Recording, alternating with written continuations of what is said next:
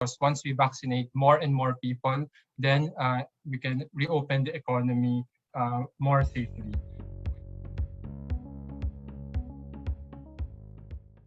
How will the ECQ affect third quarter GDP growth? It also depends on how long the ECQ will be. So we have to all cooperate with each other, take the opportunity to get vaccinated, because once we vaccinate more and more people, then we can reopen the economy more safely. We are also cognizant of the fact that our ECQ today is more managed. Unlike last year, we did not shut down public transport. Most sectors can operate. Workers are exempted from curfew. So these are important indication that we are learning to live with the virus and can help mitigate the downside risk for the second half. We are very concerned about scarring effects, especially on the people who are largely affected by the pandemic. So both the workers, the students, and those people who are sick of other diseases apart from COVID. That is why we advocate very strongly from the start to manage this risk of COVID versus the non-COVID risk of other sickness, of hunger and joblessness better. Our experience shows that when we make a better balance between the COVID and non-COVID factors, we were able to recover strongly, whether it is the GDP numbers or the job numbers or the quality of jobs as measured by the underemployment rate, or even the external surveys, poverty and hunger rates. So I think this is the most cost-effective way of preventing the scarring. The other thing that we advocate really is to paved the way already for the resumption of face-to-face schooling.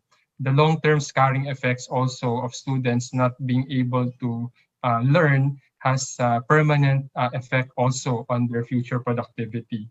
Right now, we are in the midst of another surge. We are proactively managing this. The soonest time that we can address this, I think we should resume our original strategy of number one, opening more sectors of the economy while adhering to the health standards. Number two, beginning the plan to open some schools for pilot face-to-face. And number three, allowing children and families to have more healthier lives by going out safely. So all of these will address some of the scarring effects. Thank you. Third quarter developments is something we have to watch carefully. The longer we have ECQ, then the higher the risk that we may not achieve our target. So to avoid this, we really have to maximize this period wherein we proactively curtail possible future and more stringent lockdowns and use this time to vaccinate as many as we can. At the same time, I am pleased that our ECQ imposition this year also has a lot of management of risks. For instance, you can see the people still allowed to work, the public transport still open, unlike last year. And so long as everyone will comply with the strictest health standards, I think we can strike this balance of moving the economy towards reopening soon and at the same time containing the virus. Our experience last March and April shows that it can work. The longer the quarantine or the ECQ lasts, of course, the more impact or risk to growth for the entire year. We are not only concerned about growth at a particular quarter or month or an instantaneous period. We are concerned about the entire year. So we are looking at this ECQ as an investment, as a proactive measure to prevent a worse outcome. Thank you. Pleased to report that the Philippine economy strongly recovered in the second quarter of 2021. The robust performance is driven by more than just base effects. It is the result of a better balance between addressing COVID-19 and the need to restore jobs and incomes of the people. As reported by the Philippine Statistics Authority today, Philippine economic growth accelerated in the second quarter of 2021 to 11.8% from minus 17% in the same period last year. This is the highest GDP growth recorded since the fourth quarter of 1988. On the production side, all sectors expanded except agriculture, which slightly contracted by 0.1% because of the decline in pork production. Meanwhile, the industry sector grew by 20.8% and services by 9.6% as we managed the COVID-19 risk better and eased quarantine restrictions. On the expenditure side, total investment grew by 75.5%, driven by the near doubling of private investment growth at 94.9%. This points to improvements in business confidence as the economy learns to live with the virus. Our policy to allow both public and private construction, even during the enhanced community quarantine or ECQ period last March and April 2021, shows that we can revive the economy while addressing COVID-19 infections. In particular, public construction expanded further by 49.7%, continuing the previous quarter's growth of 25.3%. Private construction also grew by 19.1%, a reversal from last quarter's contraction of 37.2%. These resulted in an overall growth of 25.7% for the construction sector. With improving consumer confidence, household spending growth also turned positive at 7.2% as millions regained their jobs and income sources in the first half of 2021. Moreover, foreign trade substantially recovered with imports and exports growing at 37.8% and 27% respectively. This strong rebound reflects increased domestic demand and the recovery of our trading partners. Only government expenditure contracted at minus 4.9%, primarily due to the high base effect from the rollout of the largest ever emergency subsidies in the second quarter of 2020.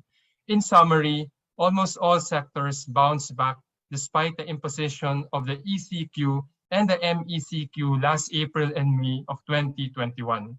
This is a clear indication that managing risk instead of shutting down large segments of the economy stands a far better chance of improving both economic and health outcomes.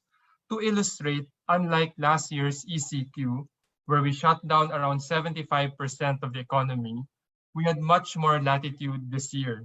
Most industries and services continued to operate, public transportation also remained available, and workers were exempted from the curfew. These are supported by mobility data, which shows that visits to public transport stations and workplaces have strongly improved compared to last year. The increase in economic activity has led to more Filipinos regaining their jobs and income. The recent labor force survey results for June 2021 show that the economy generated around 2.5 million jobs compared to the pre-pandemic level, and the quality of employment has improved given the much lower underemployment rate. The significant improvement in almost all economic indicators highlights the gains from our risk-based approach to quarantines and our strong economic fundamentals. We will continue to accelerate the implementation of our three-pillar strategy to achieve our growth and job targets. First is acceleration of the vaccination program. Second is a safe reopening of the economy while strictly adhering to the public health protocols. And third is a full implementation of the recovery package. On the health front, we have continuously increased our hospital, testing, and vaccination capacity, and we are in a much better position to combat the spread of the Delta variant. We reiterate our call for everyone to cooperate with the government's prevent, detect, isolate, treat, reintegrate, and vaccinate strategy. The reimposition of the ECQ in high-risk areas, including NCR from August 6 to 20, is our proactive response to addressing the spread of the more contagious Delta variant and preclude the return of more lockdowns down the road. During this period, we will further accelerate the vaccination program. We encourage everyone to use this ECQ period to get vaccinated so we can safely reopen the economy once we have contained the spread of the Delta variant. Our COVID-19 vaccination program is on track. We have been receiving a steady supply of vaccines from multiple sources. Excuse me. As of today, a total of 38.6 million doses have arrived in the country between February 28 to August 8, 2021. Our local government units and partners in the private sector have shown a remarkable ability to administer the vaccines on a wide scale. Last August 5, the country recorded an all-time high of 710,482 jabs in a day. As of August 8, a total of 24.5 million doses have been administered, consisting of 13.1 million for the first dose and 11.4 million for the second dose. For the remainder of 2021, we are expecting the arrival of over 148 million doses of the vaccine. With this, we are optimistic to inoculate 70 million Filipinos, or the entire adult population, by the end of 2021. This is a step closer to achieving herd immunity in the country. The economy's recovery will also get a boost from the 2021 budget, the Build program, and the implementation of the CREATE law. The economic team also looks forward to the passage of the amendments to the Public Service Act, the Retail Trade Liberalization Act, and the Foreign Investment Act. All these will help attract investments, push up our growth potential, and create more and better jobs.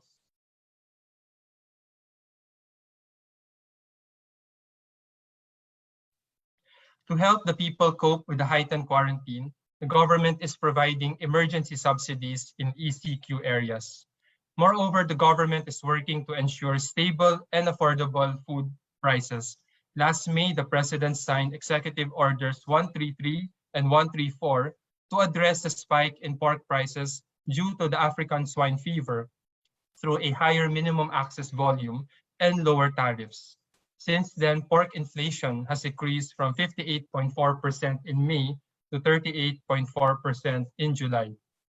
Meanwhile, rice prices continue to fall with inflation of -1% in July. The rice tariffication law has achieved its dual goal of bringing down retail rice prices while helping farmers improve productivity through the Rice Competitiveness Enhancement Fund, or RCEF. Executive Order 135, which reduced the most favored nation tariff rate of rice outside ASEAN, will also help reduce, or rather help ensure, adequate rice supply at affordable prices. The government will also proactively ensure that fish prices do not rise further as supply narrows in the upcoming close fishing season starting October. The Department of Agriculture is preparing to issue certificates of necessity to import, or CNI, to cover the supply gap. Prospects for a strong economic recovery in 2021 remains promising, although there are speed bumps given the ECQ in Metro Manila and other parts of the country. We are now better equipped to sustain continuous positive growth. The Development Budget and Coordination Committee, or DBCC, will review the recent economic data and risk associated with the Delta variant to fine-tune our growth targets and adjust our recovery strategies. The Duterte administration remains steadfast in its commitment to save lives, protect communities, and preserve the livelihood of Filipinos amid this pandemic. With everyone's cooperation, we will recover strongly and regain the pre-pandemic growth momentum towards a better life for every Filipino. Thank you very much and stay safe always.